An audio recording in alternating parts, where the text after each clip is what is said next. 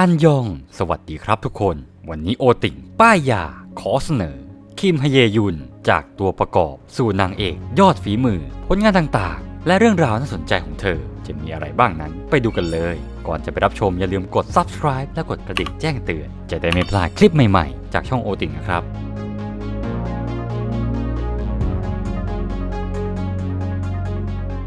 คิมฮเยยุนเกิดวันที่ 10 พฤศจิกายน ปี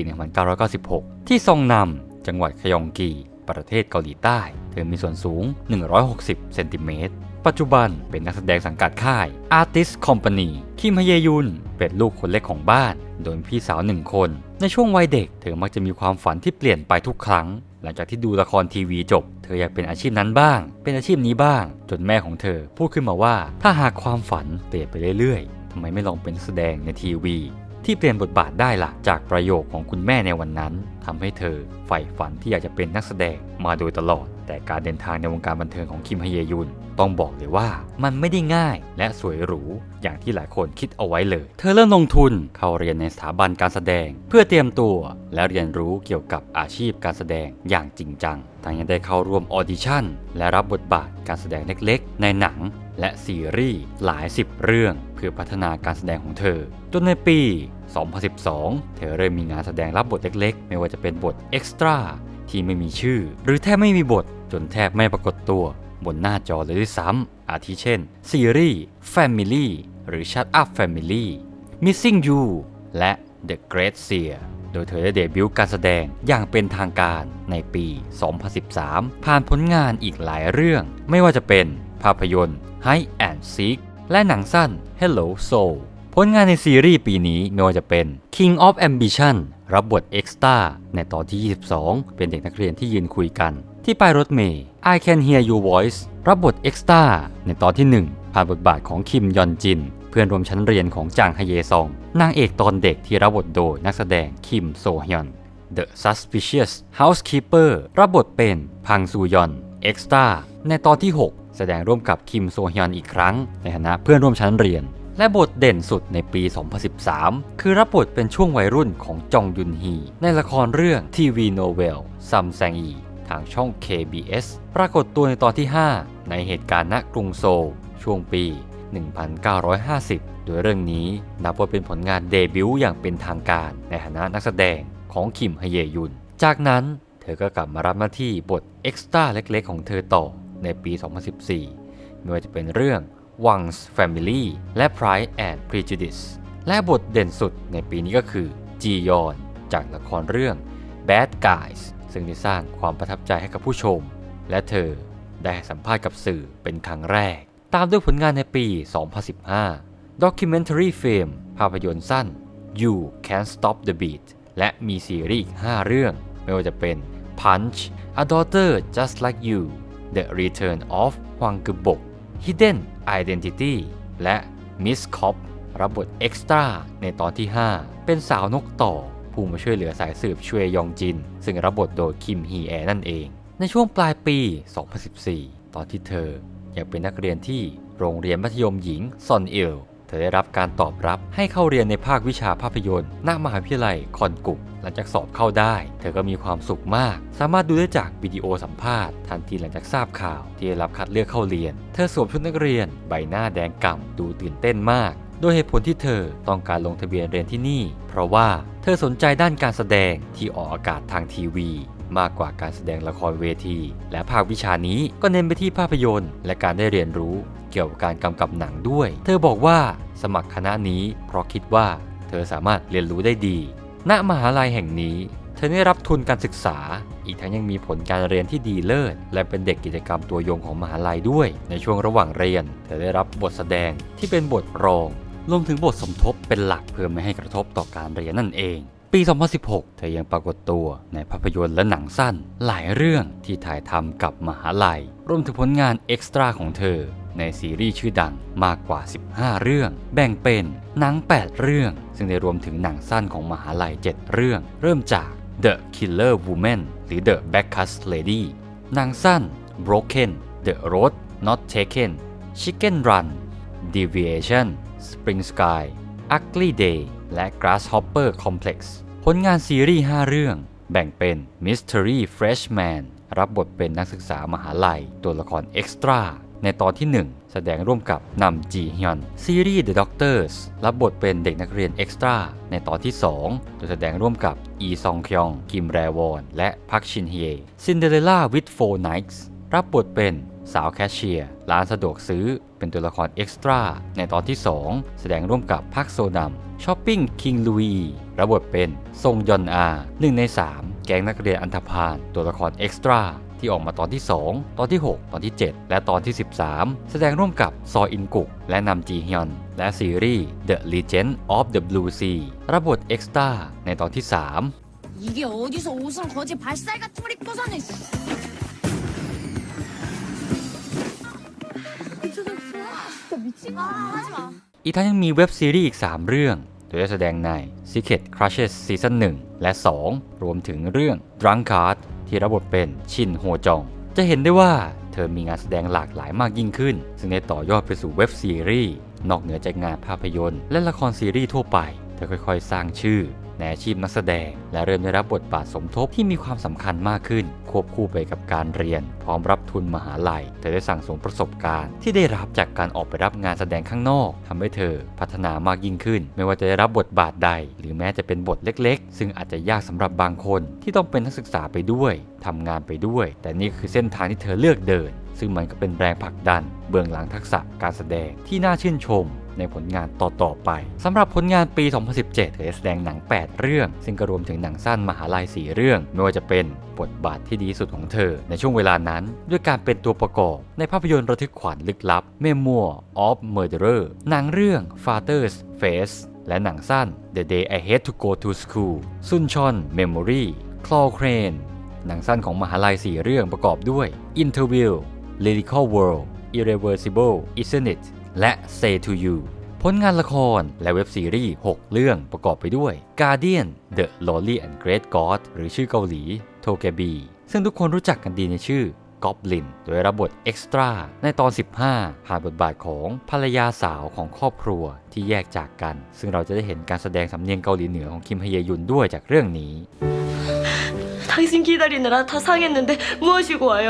รับบทเอ็กซ์ตร้าตอนที่ 10 จากเรื่อง Queen of the Ring รับบทเอ็กซ์ตร้าตอนที่ 3 และ 13 ในเรื่อง Tunnel รับบทเอ็กซ์ตร้าตอนที่ 8 จากเรื่อง Radiant Office กลับมารับบทใน Secret Crush ซีซั่น 3 และเรื่อง Supernatural ส่วนผลงานปี 2018 เธอแสดงในหนัง 3 เรื่องแบ่งเป็น Dawn to Dawn Beta และ A Report on the Banality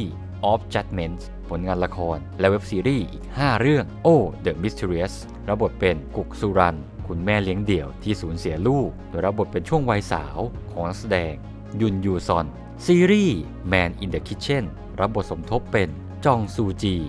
ซีรีส์ Come and Hug Me รับบทเป็นยอนชิลตัวประกอบในตอนที่ 6 และ 7 ซีรีส์ Let's Eat ซีซั่น 3 ปรากฏตัวในตอนที่ 1 โดยรับบทเป็นลูกสาวของผู้ป่วยอุบัติเหตุทางรถยนต์ Social Story Tears of Job Seeker เว็บดราม่าสั้นโดยช่อง YouTube JTBC News โดยคิมฮเยยุนปรากฏตัว 2 ตอนในขณะที่ตัวเธอมีโปรไฟล์การแสดงในเรซูเม่ยาวเป็นหางว่าวแต่การออดิชั่นสำหรับบทบาทแสดงนำยังคงล้มเหลวและคิมฮเยยุนคิดว่าในความตกต่ำนี้มันคงจะดีกว่าถ้าตัวเธอได้ถูกตัดสินการแสดงผ่านคะแนนเธอบอกว่าเธอตั้งใจไปเรียนการแสดงให้หนักมากขึ้นเพราะอนาคตยังคงคลุมเครือในฐานะนักแสดงแม้จะมีผลงานปรากฏตัวหลายเรื่องในทุกปีแต่เธอก็สามารถเรียนจบจากภาควิชาภาพยนตร์ณมหาลัยคอนกุกได้ภายใน 4 ปีในช่วงเดือนกุมภาพันธ์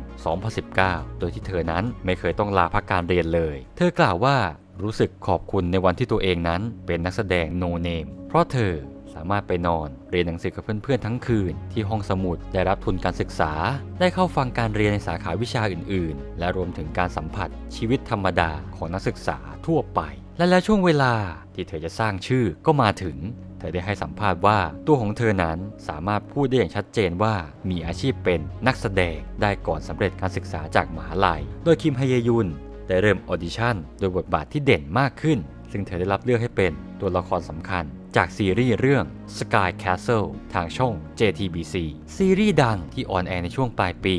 2018 แม้จะมีกระบวนการออดิชั่นที่มีการแข่งขันสูงจากอัตราผู้สมัคร 200 คน แต่ด้วยความโดดเด่นเธอจึงสามารถคว้าบทบาทนี้มาได้ โดยคิมฮเยยุนรับบทเป็นคังเยซอลูกสาวคนโตจากครอบครัวศัลยแพทย์ตระกูลคังที่ต้องการสอบเข้าคณะแพทยศาสตร์มหาวิทยาลัยโซลและเป็นแพทย์รุ่นที่ 3 ของบ้านเบื้องหลังชีวิตของเธอเป็นนักเรียนหน้าห้องแต่กลับมีนิสัยก้าวร้าวเอาแต่ใจเธอมีความรู้สึกที่ดีต่อฮวังอูจูเรื่องราวในซีรีส์เรื่องนี้จะเสียดสีสังคมเกาหลีตีแผ่ความแตกต่างทางด้านชนชั้นผ่านระบบการศึกษาและสถาบันครอบครัวซึ่งตอนที่ออกอากาศ Sky Castle ได้กลายเป็นซีรีส์ที่มีเรตติ้งสูงสุดในประวัติศาสตร์เคเบิลทีวีของเกาหลีใต้และคว้ารางวัลมาได้จากหลายงานคังเยซอเป็นตัวละครที่มีบทบาทและความรู้สึกค่อนข้างซับซ้อนซึ่งคิมฮเยยุนแสดงได้ดีมากๆจนกวาดคำชมจากบรรดาคอซีรีส์การแสดงที่เป็นธรรมชาติและเต็มไปด้วยความซับซ้อนแต่ถ่ายทอดออกมาได้อย่างน่าประทับใจทำให้คิมฮเยยุนนั้นคว้ารางวัลแรกในฐานะนักแสดงนั่นก็คือ Best New Actress Television จากงาน Paksang Art Awards ครั้งที่ 55 네, 안녕하세요. 김혜윤입니다. เสียงวิจารณ์ชื่นชมที่ดีจากเรื่องนี้ทำให้เธอมีชื่อเสียงมากขึ้นได้ไปออกรายการทีวีรายการวาไรตี้ต่างๆและตัวเธอยังได้รับฉายาที่น่ารักว่า My Melody Princess จากชาวเน็ตและสื่อเกาหลีโดยชื่อเล่นนี้มีต้นกำเนิดมาจากรูปลักษณ์ที่น่ารักของเธอพร้อมกับแฟชั่นของตัวละครนี้ซึ่งคล้ายกับตัวละครยอดนิยมของซานดิโออย่าง My Melody ต่อมาในปี 2019 คิมฮเยยุนก็ได้รับบทนำเต็มตัวครั้งแรกประกบคู่กับโรอุน SF9 ในซีรีส์ Extraordinary You ซีรีส์ที่รีเมคมาจากมังฮวาหรือเว็บตูนเล่าเรื่องราวแฟนตาซีโลกไม่สวยเมื่อตัวประกอบในการ์ตูนรักฝันหวานเกิดรู้สึกตัวว่าโลกที่เธออยู่เป็นเพียงโลกในการ์ตูนที่ถูกคนเขียนบังคับเส้นทางชีวิตคิมฮเยยุนรับบทเป็นอึนดันโอตัวละครจากการ์ตูนซึ่งเป็นนักเรียนสาวบ้านรวยเธอนั้นป่วยเป็นโรคหัวใจและยังมีคู่หมั่นหนุ่มอารมณ์ตายด้านแบ็คยองแต่แล้ววันหนึ่งเธอนั้นกลับรู้ตัวว่าอึนดันโอหรือตัวของเธอเป็นแค่ตัวละครที่กำลังเดินตามเนื้อเรื่องของนักเขียนอยู่เธอได้รู้ว่าตัวละครของเธอไม่ใช่นางเอกหรือตัวละครหลักของเรื่องแต่เป็นเพียงแค่ตัวประกอบและก็เหลือเวลาที่ใช้ชีวิตอีกไม่นานมากนักเธอจึงตัดสินใจลุกขึ้นสู้กับเรื่องราวที่นักเขียนได้วางเอาไว้แล้วใช้ชีวิตแบบที่เป็นคนกำหนดเองโดยเธอไปหลงรักตัวละครไร้ชื่อหมายเลข 13ทั้งคู่เริ่มสนิทสนมกันและเธอตั้งชื่อให้เขาว่าฮารุเรื่องราวจะเป็นไงต่อไปสามารถไปหารับชมกันได้หลากหลายช่องทางสตรีมมิ่งเรื่องนี้ถือว่าเป็นผลงานแจ้งเกิดของบรรดานักแสดงดาวรุ่งหลายคนไม่ว่าจะเป็นโรอุนอีแจอุกอีนาอึนคิมยองแดและจองกอนจูเป็นต้นโดยบทบาทที่สดใสของอึนดันโอแต่แฝงไปด้วยความขมเรียกซีนน้ำตาสลับซีนหัวเราะก็ได้เผยให้เห็นฝีมือการแสดงสุดน่าประทับใจคิมฮเยยุนเล่นเป็นตัวละคร2คาแรคเตอร์ได้อย่างเป็นธรรมชาติส่งผลให้เธอกวาดรางวัลต่างๆในปีนั้นไม่ว่าจะเป็น Excellent Award Actress in a Wednesday Thursday Drama และ Best New Actress จาก MBC Drama Awards Rising Star Award Actress จากงาน Korea First Brand Awards เป็นต้นผลงานอื่นๆในปี 2019 เธอได้เล่นหนังอีก 5 เรื่องโดยมีตัวประกอบในเรื่อง Another Child รับบทเป็นจองฮยอนจูปรากฏตัวแบบรับเชิญเป็นพิเศษในหนัง The Bad Guys Range of Chaos ซึ่งสร้างจากซีรีส์ Bad Guys ที่เธอเคยแสดงเมื่อปี 2014 และผลงานหนังสั้นไตรภาค Yesterday Today Tomorrow รวมถึงเว็บซีรีส์โฆษณาของกุกมินแบงค์เรื่อง Secret Crushes Special Edition ต่อมาในปี 2020 เธอมีผลงานรับบทนำในหนังสั้นเรื่อง Our Summer Poem โดยรับบทเป็นซอจองนักเรียนแลกเปลี่ยนที่ได้รับรางวัลจากการเขียนบทกวีในปีนี้เธอยังมีผลงานซีรีส์อีก 3 เรื่องโดยปรากฏตัวแบบรับเชิญทุกเรื่องเริ่มจาก Record of Youth รับเชิญในตอนที่ 1 ผ่านบทบาทของอีโบรา Make-up Artist และเป็นอดีตแฟนสาวของ Top Star ซีรีส์ Live On รับบทรับเชิญในตอนที่ 1 ผ่านบทบาทของซอฮยอนอาอดีตผู้ประกาศข่าวของชมรมกระจายเสียงที่เข้าชมรมเพราะ Go Intact พระเอกของเรื่องแต่เธอกลับถูกเขาปฏิเสธขณะสารภาพรักออกอากาศและรับเชิญในตอนที่ 4 ในซีรีส์ True Beauty โดยปรากฏตัวพร้อมกับอีแจอุกในบทบาทของอึนดันโอที่มาเดทกับตัวละครแบ็คยองณโรงภาพยนตร์ในปี 2020 เธอยังคว้ารางวัลส่วนตัวมาได้อีก1 ถ้วยนั่นก็คือ Potential Award จาก Asia Artist Awards 2020 เข้าสู่ปี 2021 คิมฮเยยุนขึ้นแทนนางเอกอีกหนึ่งครั้งในซีรีส์ Secret Royal Inspector and Joy ซีรีส์ย้อนยุคเบาสมองโดยได้ประกบคู่กับอกแทกยอนคิมฮเยยุนจะรับบทเป็นคิมโจอีหญิงม่ายที่เพิ่งได้ผ่านการหย่าร้างและกำลังค้นหาความสุขในชีวิตเธอเพิ่งได้เป็นอิสระหลังจากถูกกดขี่โดยครอบครัวของอดีตสามีโจอีเป็นผู้หญิงที่มีแนวคิดทันสมัยมาก่อนการในยุคสมัยโชซอนดินแดนแห่งความเชื่อในลัทธิขงจื้อเมื่อศตวรรษที่ 17 เธอเต็มไปด้วยความปรารถนาและเชื่อว่าการหย่าร้างสามารถเกิดขึ้นได้กับทุกคนต่อมาเธอได้พบกับราอีออนชายหนุ่มนักชิมผู้ปรารถนาจะเปิดร้านเกี๊ยวนึ่งร้านเล็กๆและใช้ชีวิตอย่างเรียบง่ายแต่เขาต้องทิ้งความฝันจากการเป็นเฒ่าแก่เพราะต้องไปรับราชการเนื่องจากสอบจองหวนได้ที่หนึ่งจึงได้รับตำแหน่งในสำนักฮงมุนกวานต่อมาเขาได้กลายเป็นผู้ตรวจการลับที่มีอายุน้อยที่สุดแต่แล้ววันหนึ่งชีวิตของเขาก็เปลี่ยนไปเมื่อได้พบกับคิมโจอีทั้งคู่ได้ร่วมมือกันวางแผนครั้งใหญ่เพื่อเปิดเผยความจริงของคดีหนึ่งเรื่องราวจะเป็นไงต่อไปนั้นไปดูกันได้หลากหลายช่องทางเช่น iQIYI Viu และ Netflix ในปีนี้เธอมีผลงานเรื่อง Midnight คืนฆ่าไร้เสียงภาพยนตร์ระทึกขวัญแนวจิตวิทยาเขียนบทและกำกับโดยควอนโอซึงซึ่งคิมเฮยุนรับบทนำร่วมกับจินกีจูและวีฮาจุนหนังเรื่องนี้จะเล่าถึงสถานการณ์การเล่นซ่อนหาไล่ล่าเหยื่อที่สุดแสนอันตรายถึงชีวิตระหว่างโดชิกฆาตกรโรคจิตกับคิมคยองมีหญิงสาวผู้เป็นใบ้และหูหนวกโดยในเรื่องนี้คิมฮเยยุนรับบทเป็นชเวโซจองน้องสาวของจงทักซึ่งกำลังโวยพี่ชายทางโทรศัพท์ที่บ่นตามจิกให้เธอรีบกลับบ้านและนั่นก็ทำให้เธอตกเป็นเป้าหมายของโดชิกฆาตกรโรคจิตก่อนที่คยองมีสาวหูหนวกได้เข้าไปช่วยเหลือโซจองซึ่งกำลังบาดเจ็บและหนีมาหลบซ่อนที่ซอกตึกจนทำให้คยองมีตกอยู่ในอันตรายเพราะเห็นหน้าคนร้ายนับจากวินาทีนั้นเองเธอจึงต้องหนีให้รอดจากการเป็นเหยื่อเป้าหมายรายต่อไปอย่างช่วยไม่ได้ตัวหนังเรื่องนี้ดำเนินเรื่องพลิกไปพลิกมาทำให้คนดูรุนระทึกอย่างต่อเนื่องเรื่องราวจะเป็นไงต่อไปนั้นไปหารับชมกันได้เดิมที่เรื่องนี้มีกำหนดฉายในปี 2020 แต่การฉายถูกเลื่อนออกไปเนื่องจากการแพร่ระบาดของไวรัสโควิด -19 จนในที่สุดหนังเรื่องนี้ก็ได้เข้าฉายพร้อมกันในโรงภาพยนตร์รวมถึงลงในช่องทางสตรีมมิ่งของ TVING และปัจจุบันก็สามารถดูได้ทาง iQIYI และ Netflix ต่อมาช่วงปลายปี 2021 คิมฮเยยุนมีผลงานซีรีส์เรื่อง Snowdrop ซึ่งเป็นผลงานเดบิวต์บทนำเรื่องแรกของคิมจีซูหรือจีซูแบล็คพิงค์ประกบคู่กับจองแฮอินSnowdrop เป็นเรื่องราวที่เกิดขึ้นในปี 1987 ซึ่งเป็นปีสำคัญในหน้าประวัติศาสตร์ของเกาหลีใต้ซึ่งมีเรื่องราวของขบวนการประชาธิปไตยต่อต้านเผด็จการ Snowdrop มีเนื้อเรื่องที่อิงกับประวัติศาสตร์ช่วงเดือนพฤศจิกายนและธันวาคมปี 1987 เรื่องราวนำมาโดยอึนยองโรนักศึกษาเอกวรรณคดีอังกฤษจากมหาลัยสตรีโฮซูเธอได้พบกับพระเอกของเรื่องอิมซูโฮในการนัดบอร์ดแบบกลุ่มแม้ภายนอกเขาจะเป็นนักศึกษามหาลัยที่มีชื่อเสียงแต่ความจริงแล้วซูโฮเป็นสายลับจากเกาหลีเหนือก็จะมีเหตุการณ์สำคัญบางอย่างที่ทำให้ซูโฮถูกไล่ล่าระหว่างปฏิบัติภารกิจเขาได้รับบาดเจ็บในสภาพเปื้อนเลือดจนต้องหลบหนีไปซ่อนตัวณหอพักหญิงในมหาลัยสตรีโฮซูอย่างไรก็ตามอึนยองโร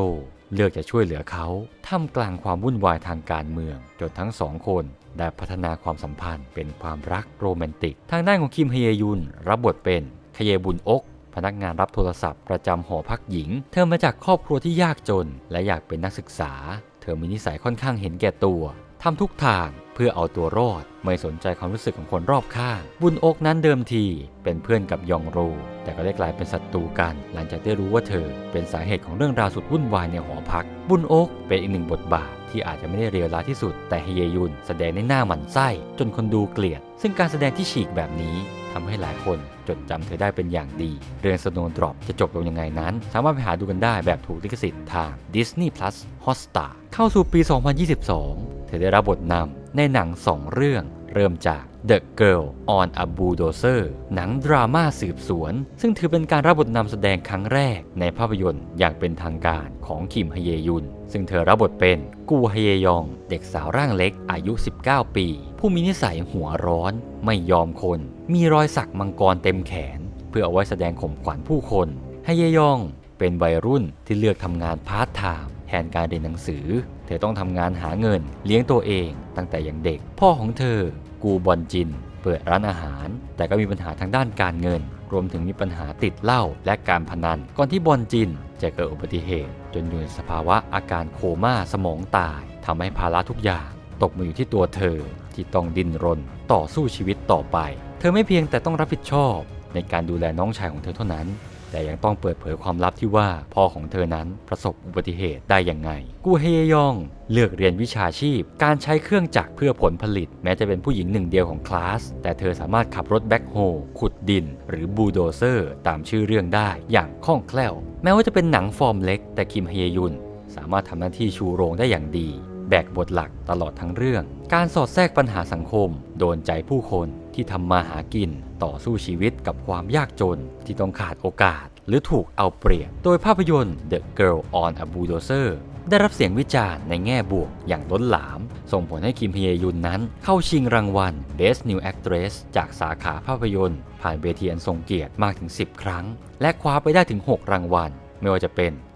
2023 Wildflower Film Awards 2022 New York Asian Film Festival 2022 Korean Film Producers Association Awards Blue Dragon Film Awards ครั้งที่ 43 2022 Grand Bell Awards และ Julie Special Award จาก 2022 Golden Cinematography Awards ผลงานเรื่องที่ 2 มาในช่วงปลายปี 2022 โดยคิมฮยยุนได้แสดงในภาพยนตร์เรื่องดิตโต้ปาฏิหาริย์รักข้ามเวลาโดยเรื่องนี้เป็นการประกบคู่กันของยอจินกูและโชอีฮยอนพร้อมด้วยแสดงสมทบดีกรีพระเอกนาอินอูและแบอินฮยอกจากภาพยนตร์รักสุดคลาสสิกของเกาหลีใต้ในปี 2000 ได้นำกลับมารีเมคใหม่หลังจากที่ผ่านไป 22 ปี ในยุคที่กระแส Y2K กำลังมาโดยได้ยึดเค้าโครงจากดิตโต้เวอร์ชั่นปี 2000 ที่นำแสดงโดยคิมฮานึงกับยูจีแทซึ่งเวอร์ชั่นใหม่นี้เล่าเรื่องราวความรักที่เกิดขึ้นคนละห่วงเวลาดิตโต้เวอร์ชันรีเมคจะเล่าเรื่องราวของคิมยงชายหนุ่มที่ได้กลับมาเรียนต่อในสาขาวิศวกรรมเครื่องกลหลังจากดรอปเรียนไปเข้ากรมเกือบ 4 ปีพอเปิดเทอมก็เจอแต่เรื่องดีๆเมื่อเขามีจังหวะตกหลุมรักแรกพบกับนักศึกษาน้องใหม่ซอฮันซอลซึ่งรับบทโดยคิมฮเยยุนผู้ที่สอบได้ที่ 1 ของคณะวิศวกรรมศาสตร์มหาวิทยาลัยเกาหลีสาขาเครื่องกลคิมยงไม่มีเป้าหมายอะไรในชีวิตนอกจากการตามจีบซอฮันซอลรุ่นน้องคนเก่งของคณะเขาได้พาฮันซอลไปทัวร์ชมรมต่างๆก่อนที่เธอจะมีใจให้กับชมรมนักวิทยุสมัครเล่นซึ่งตอนนี้ห้องชมรมถูกปิดเอาไว้เพราะผู้ดูแลชมรมคิมอึนซองเพื่อนสนิทของคิมยงขาหักจากการตกบันไดคิมยงจึงได้ยืมเครื่องวิทยุของคิมอึนซองกลับบ้านเพื่อไปศึกษาเรียนรู้หวังจะทำคะแนนเอาใจฮันซอลว่าตัวเองนั้นก็เป็นนักวิทยุสมัครเล่นเช่นกันทางด้านของยุคปัจจุบันช่วงปี 2022 คิมมูนีนักศึกษาสาวเฟรชชี่จากสาขาสังคมวิทยาพ่อแม่ของเธอไปทำงานต่างประเทศเธอจึงได้ไปรื้อของเก่าได้เครื่องวิทยุของพ่อมาลองเป็นมือใหม่หัดเล่นแก้เหงาก่อนที่วันหนึ่งก็ได้เกิดเหตุการณ์จันทรุปราคาพร้อมกันในปี 1999 และ 2022 ซึ่งทำให้คิมยงกับมูนีสามารถติดต่อกันได้ผ่านวิทยุสื่อสารโดยต่างฝ่ายต่างไม่รู้ว่านี่คือการสื่อสารข้ามมิติเวลาทั้งคู่เริ่มพูดคุยเกี่ยวกับเรื่องความรักและมิตรภาพของกันและกันมูนี่คอยเป็นที่ปรึกษาในด้านความรักให้กับคิมยงแต่ตัวเธอนั้นกลับยังไม่รู้ใจตัวเองว่ามีความรู้สึกดีๆเกินกว่าคำว่าเพื่อนให้กับโอยองจีซึ่งคอยช่วยเหลือและอยู่เคียงข้างเธอมาตลอดแต่แล้วหัวข้อการสนทนาหนึ่งระหว่างคิมมูนีกับคิมยงผ่านวิทยุก็ต้องจบลงกับเรื่องราวชวนช็อกเธอและเขาจะจัดการชีวิตยังไงหลังจากนั้นเรื่องราวความรักที่เกิดคนละห่วงเวลาจะเป็นยังไงนั้นไปหาดูกันได้นะครับสำหรับปี 2022 เธอมีผลงานซีรีส์ด้วยโดยปรากฏตัวแบบรับเชิญในเรื่อง Cleaning Up ที่รับบทนำโดย 3 นักแสดงยอมจองอาจอนโซมินและคิมแจฮวาโดยคิมฮเยยุนรับบทเป็นฮาจูฮยอนหญิงสาววัยหางานและเป็นลูกค้าร้านสะดวกซื้อปรากฏตัวในตอนที่ 1 ตอนที่ 7 และตอนที่ 13 ถึง 15 เข้าสู่ปี 2023 เธอได้พักงานแสดงไม่มีผลงานใหม่ให้รับชมแต่เธอก็มีชื่อติดอยู่ในลิสต์ 30 Under 30 ของ Forbes Asia's Leading Entertainers ประจำปีนี้ร่วมกับศิลปินนักแสดงเกาหลีไม่ว่าจะเป็นวงเกิร์ลกรุ๊ป เลอเซลเฟม นิวจีนส์ จองจีโซและอียูมี และในปีนี้คิมเฮยยุนยังได้มีงาน First Fan Meeting ครั้งแรก Happy Day ฉลองครบรอบ 10 ปีในการเดบิวต์ของเธออีกด้วย เข้าสู่ปี 2024 ในวันที่ 15 เมษายนได้มีการประกาศว่าคิมเฮยยุนได้เซ็นสัญญากับต้นสังกัดใหม่หลังร่วมงานกับค่ายเดิม Cedus HQ มายาวนานกว่า 5 ปีโดยย้ายไปอยู่ค่ายใหม่ Artist Company ค่ายที่ได้ก่อตั้งโดยรุ่นพี่นักแสดงมากฝีมืออีจองแจกับจองอูซองก่อนที่เธอจะมีผลงานซีรีส์ไวรัลดังที่เปลี่ยนชีวิตของเธอไปตลอดกาลในเรื่อง Lovely Runner ข้ามเวลามาเซฟเมนประกบคู่กับ Beyond Usok ซีรีส์แฟนตาซีโรแมนติกคอมเมดี้จากช่อง TVN สร้างจากเว็บโนเวลเรื่อง Tomorrow's Best ซึ่งได้เขียนต่อเนื่องเป็นเว็บตูนบอกเล่าเรื่องราวของอิมโซลซึ่งรับบทโดยคิมเฮยยุนสาวพิการที่ต้องนั่งรถเข็นวีลแชร์เธอเป็นแฟนคลับตัวยงของริยูซอนแจศิลปินนักร้องนักแสดงที่มีชื่อเสียงจากวง Eclipse ผู้มาพร้อมกับหน้าตาที่หล่อเหลาร้องเพลงเพราะและความสามารถที่ล้นเหลือแต่แล้ววันหนึ่งริยูซอนแจกลับเสียชีวิตอย่างกระทันหันและในคืนนั้นเองอิมโซลซึ่งได้พบนาฬิกาของซอนแจที่ประมูลมาได้พาเธอย้อนเวลากลับไปในช่วงปี 2008 ซึ่งตอนนั้นเธอมีอายุในช่วงวัย 19 ปี เธอจึงเลือกจะใช้โอกาสนี้ในการช่วยชีวิตซอนแจศิลปินสุดที่รักของเธอก่อนที่เรื่องราวที่ตามมาจะมีทั้งความรักที่น่ารักแสนเศร้าและซึ้งกินใจจนแม้แต่คนดูก็คาดเดาไม่ได้พาให้คนที่เกลียดวันจันทร์ตั้งตารอซีรีส์หลังจากที่รับการออนแอร์ทุกต้นสัปดาห์ความนิยมของซีรีส์และตัวของนักแสดงพุ่งขึ้นอย่างต่อเนื่องครองเรตติ้งอันดับหนึ่งในล็อตออนแอร์วันจันทร์และอังคารรวมถึงได้สร้างสถิติเรตติ้งสูงสุดครั้งใหม่สามารถติดตามดูซีรีส์ Lovely Runner กันได้ทั้งซับไทยและภาคไทย16 ตอนจบแบบถูกลิขสิทธิ์ได้ที่วิวและล่าสุดก็ได้ลงสตรีมมิ่งอย่าง Netflix ด้วยต้องบอกเลยว่าคิมเฮยยุนไม่ได้เกิดมาเพื่อบทบาทอิมโซลแต่อิมโซลต่างหากที่เกิดมาเพื่อเฮยยุนเพราะว่าผู้กำกับซีรีส์ Lovely Runner บูซองชอลรวมถึงคนเขียนบทอีชีอึนได้เปิดเผยว่าซีรีส์เรื่องนี้จะเกิดขึ้นไม่ได้เลยถ้าหากคิมเฮยยุนไม่ตกลงรับเล่นเรื่องนี้หนึ่งในสาเหตุสำคัญที่เธอคว้าบทนางเอกเป็นเพราะผู้กำกับได้เห็นการแสดงของเธอจากเรื่อง The Girl on a Bulldozer โดยตัวละครอิมโซลต้องมีรอยยิ้มสดใสแต่มีในตาที่เศร้าส้อยเรียกได้ว่าอิมโซลต้องเป็นคิมเฮยยุนเท่านั้นซึ่งเธอก็ไม่ทำให้ผิดหวังเพราะไม่ว่าจะเป็นอิมโซลในช่วงวัยไหนตั้งแต่มัธยมมหาลัยหรือแม้แต่วัยทำงานเธอก็สามารถถ่ายทอดออกมาได้อย่างไร้ที่ติเต็มไปด้วยมิติที่หลากหลายซีนติ่งสุดชีวิตที่ได้ใจแฟนคลับไปทั่วทั้งโซเชียลหรือซีนดราม่ากับการเกิดอุบัติเหตุจนต้องสูญเสียขาไปสามารถถ่ายทอดทุกความรู้สึกออกมาให้ผู้ชมเชื่อได้จริงๆและความบังเอิญอีกหนึ่งอย่างก็คือนักแสดงหนุ่มอย่างบิยอนอูซอกที่มารับบทเป็นริยูซอนแจก็สามารถถ่ายทอดบทบาทได้ถูกใจแฟนๆซีรีส์ซึ่งอันที่จริงแล้วซีรีส์เรื่องนี้นั้นต้องใช้เวลาถึง3 ปีกว่าจะเริ่มถ่ายทำเนื่องจากนักแสดงชายหลายคนที่ถูกเสนอบทนี้ให้มองว่าซีรีส์เรื่องนี้เป็นแค่เรื่องราวเกี่ยวกับแฟนคลับที่ตกหลุมรักไอดอลซึ่งหลังจากที่ผู้กำกับเห็นเขาจากเรื่อง 20th Century Girl ทำให้ติดต่อเขาไปเพราะมองว่าเขาสามารถแสดงเป็นเด็กหนุ่มและวัยผู้ใหญ่30 ปีได้ผู้กำกับกล่าวว่าบทบาทของริยูซอนแจจะต้องมีหน้าตาที่ดีรูปร่างของนักว่ายน้ำและออร่าของท็อปสตาร์รวมถึงต้องร้องเพลงได้ดีด้วยก็ต้องบอกว่าไม่มีใครเหมาะสมไปกว่าบิยอนอูซอกอีกแล้วไม่เพียงแค่นั้นในวงการเพลงความพีคของวง Eclipse บอยแบนด์จากซีรีส์ก็มีผลงานที่โด่งดังเป็นผู้แตกในชีวิตจริงโดยเพลง Sudden Shower หรือโซนากิที่ริวซอนแจได้แต่งให้กับอิมโซลและตัวของเขาเป็นคนร้องเองได้พุ่งทะยานเข้าสู่ท็อป 10 บนชาร์ตเพลงหลักของเกาหลีใต้อีกทั้งในสตรีมมิ่งต่างๆอย่าง Spotify ก็มียอดผู้ฟังเกินกว่า10 ล้านครั้งซึ่งต้องยอมรับเลยว่าถือว่าเป็นเรื่องไม่ง่ายแม้กระทั่งกับวงการ K-POP ในวงดังๆปัจจุบัน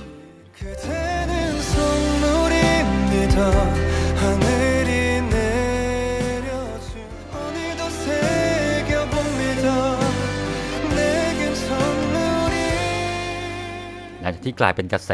ในซีรีส์เรื่องนี้คิมเฮยยุนก็ได้ถูกถามจากการให้สัมภาษณ์เพราะว่าตัวเธอแทบจะไม่ปรากฏตัวในรายการวาไรตี้เลยทั้งที่บุคลิกของเธอดูมีเสน่ห์น่าค้นหาโดยเธอให้สัมภาษณ์ว่าฉันรู้สึกประหลาดใจที่รับคำชมและซีรีส์เรื่องนี้โด่งดังขนาดนี้ส่วนเรื่องรายการวาไรตี้ยังไม่มีใครถามฉันเลยแต่ถ้ามีเข้ามาฉันจะไม่ปฏิเสธแน่นอนถ้ารายการวาไรตี้โทรมาหาฉันจะไปออกรายการและไป after party ต่อด้วยอย่างแน่นอน ด้วยความสำเร็จและกระแสตอบรับที่ดีของ Lovely Runner ที่เหนือความคาดหมายทำให้นักแสดงนำอย่างบยอนอูซอกมีงานแฟนมิทติ้งทั้งในและต่างประเทศรวมถึงมีการจัด Lovely Runner Pop Up Store ในหลายๆประเทศอีกทั้งยังมีการจัดทริปพักผ่อนเพื่อเป็นการฉลองโดยทีมงานและนักแสดงได้เดินทางมาที่ภูเก็ตประเทศไทยเว้นแต่เพียงบยอนอูซอกที่ติดตารางงานคิมฮยยุนกับยอนอูซอกยังได้ไปออกรายการ Salon Drip 2 ทางช่อง TO โดยคิมฮยยุนได้เปิดใจเบื้องหลังเพลงแทซองโชวาในซีรีส์พร้อมยกให้ฉากนี้เป็นการแสดงที่ยากที่สุดในชีวิตซึ่งเป็นฉากที่อิมโซลในวัยมัธยมทำคลิปเซอร์ไพรส์วันเกิดให้กับคิมแทซองรักแรกของเธอจนท่อนแทซองชัวแทซองกลายเป็นท่อนเพลงฮิตติดหูทั่วบ้านทั่วเมือง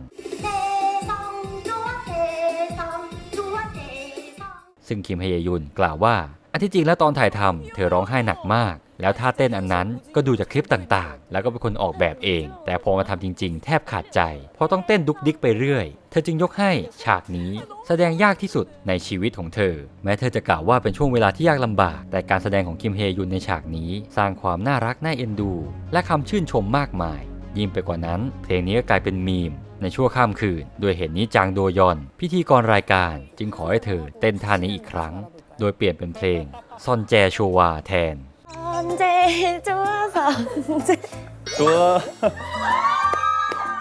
จนบยอนอูซอกเจ้าของบทบาทของริวซอนแจถึงกับต้องเต้นตามทำให้เจ้าตัวต้องเต้นเพลงโซลโชวาไปด้วยอีกหนึ่งคนเรียกเสียงกรี๊ดและความเอ็นดูจากทีมงานทั่วทั้งสตูดิโอ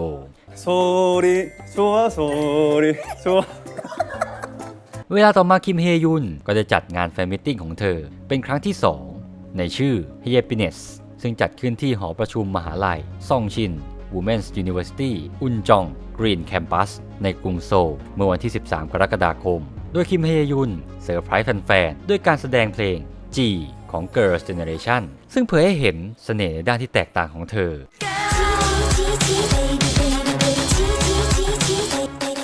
และเพลง How Sweet ของ New Jeans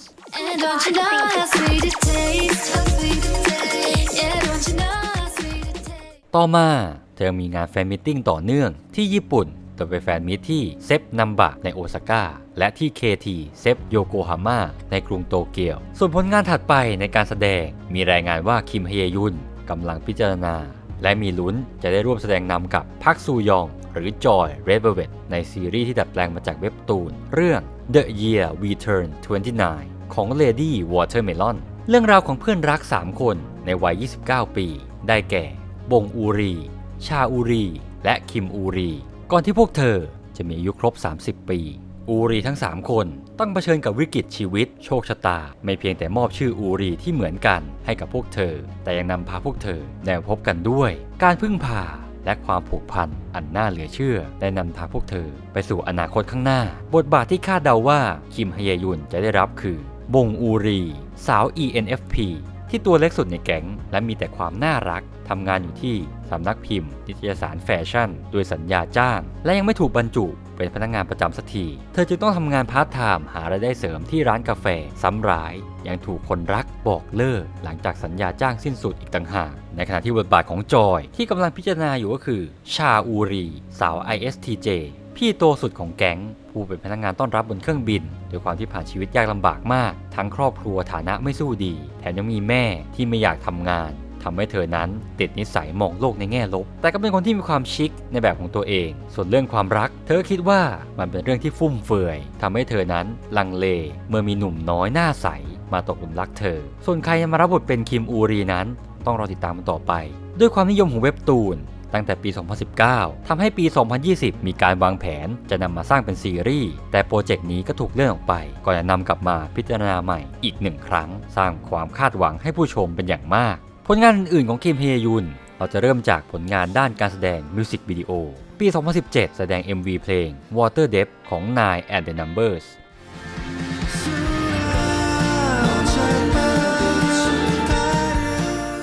ปี 2019 แสดงเพลง Day by Day English Version ของ Big Man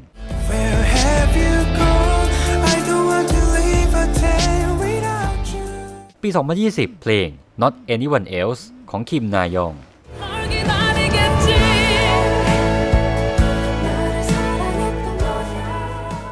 และเพลง Afternoon ของ J Park, Golden และ PH1Baby 너를 감아 이제 더는 not the drama It's a vibe 분위기 잡아봐 girl It's alright 고민을 내려놔 ปี 2022 เพลง Drunken Night ของเซียและฮอกัก 술이 뭐길래 난 잊으려 마신 술 ผลงานทีวีโชว์นอกจากการเป็นแขกรับเชิญปี 2021 เธอรับหน้าที่เป็นพิธีกรหลักในรายการ Beauty and the Beast โดยเธอเป็นคนที่รักน้องหมา แต่ก็ยังมีความกลัวน้องหมาอยู่ แต่กำลังได้เป็นเจ้าของสัตว์เลี้ยงสมาชิกรายการคนอื่นประกอบด้วยอีโซฮีฮวังกวางฮีพักซูฮงซึงฮีโอไมเกิลอียองจินและ EL ผลงานการเป็น MC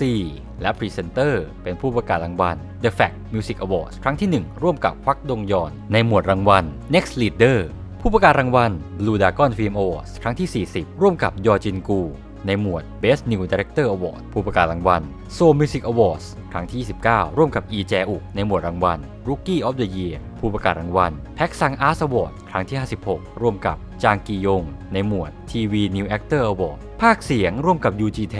ใน MBC Documentary เกี่ยวกับโควิด -19 또 비던 영진 씨의 오늘은 가족이 함께합니다. ผู้ประกาศรางวัล